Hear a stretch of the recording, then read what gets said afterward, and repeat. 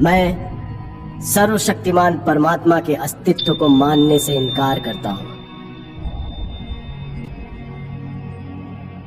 मैं नास्तिक इसलिए नहीं बना कि मैं अभिमानी हूं, पाखंडी या निरर्थक हूं। मैं ना तो किसी का अवतार हूं, ना ईश्वर का दूत, और ना ही खुद परमात्मा। मैं अपना जीवन एक मकसद के लिए न्योछावर करने जा रहा हूं, और इससे बड़ा आश्वासन भला क्या हो सकता है। ईश्वर में विश्वास रखने वाला एक हिंदू पुनर्जन्म में एक राजा बनने की आशा कर सकता है। एक मुसलमान या एक ईसाई को स्वर्ग में भोग विलास पाने की इच्छा हो सकती है। उसे अपने कष्ट और कुर्बानियों के बदले पुरस्कृत होने की कामना हो सकती है। लेकिन मुझे क्या आशा करनी चाहिए?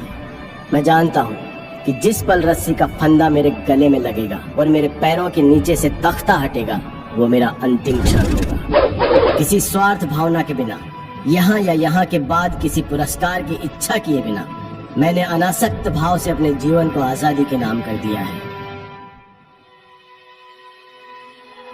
हमारे पूर्वजों को जरूर किसी सर्वशक्तिमान में आस्था रही होगी कि उस विश्वास के सच या उस परमात्मा के अस्तित्व को जो भी चुनौती देता है, उसे काफिर या पाखंडी कहा जाता है।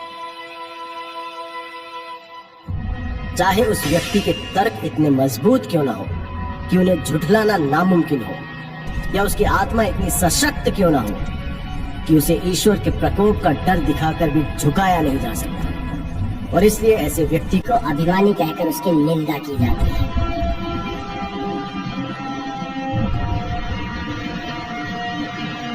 मैं घमंड की वजह से नास्तिक नहीं बना। ईश्वर पर मेरे अविश्वास ने आज सभी परिस्थितियों को मेरे प्रतिकूल बना दिया है, और ये स्थिति और भी ज्यादा बिगड़ सकती है। जरा सा अध्यात्म इस स्थिति को काव्यात्मक मोड़ दे सकता है। लेकिन अपने अंत से मिलने के लिए मैं कोई तर्क नहीं देना चाहता। मैं यथार्थवादी व्यक्ति हूँ। अपने व्यवहार पर मैं सिर्फ तर्कशील होकर विजय पाना चाहता हूँ। भले ही मैं हमेशा इन कोशिशों में कामयाब नहीं रहा हूँ, लेकिन ये मनुष्य का कर्तव्य है कि वो कोशिश करता रहे, क्योंकि सफलता तो संयोग और हालात पर ही निर्भर करती है। आगे बढ़ते रहने वाले प्रत्येक व्यक्ति के लिए जरूरी है कि वो पुरानी आस्था के सभी सिद्धांतों में जोश ढूंढे। उसे एक एक कर पुरानी मान्यताओं को चुनौती देनी चाहिए। उसे सभी बारीकियों को परखना और समझना चाहिए। अगर कठोर तर्क वितर्क के बाद वो किसी धारणा तक पहुंचता है, तो उसके विश्वास को सराहना चाहिए। उसके तर्कों को गलत या झूठा भी समझा जा सकता है, पर संभव है कि उसे सही ठहराया जाएगा, क्योंकि तर्क ही जीवन का मार्गदर्शक है। लेकिन विश्वास, बल्कि मुझे कहना चाहिए कि अंधविश्वास बहुत घातक है।